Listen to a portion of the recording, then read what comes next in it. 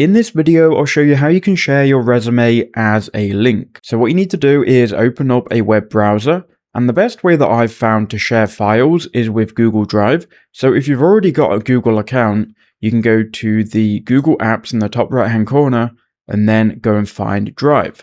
That will then open up your Google Drive, and what we can do is we can click on New, File Upload, and if you've got your resume here as a PDF file like I have, I can just find it, I can click Open, and it will then upload my file to my personal Google Drive. What we can do then is go and find it, so we can go to My Drive and find it this way, or you can go to Recent and find it that way. So here you can see I've got my resume as a PDF. We can then share it as a link.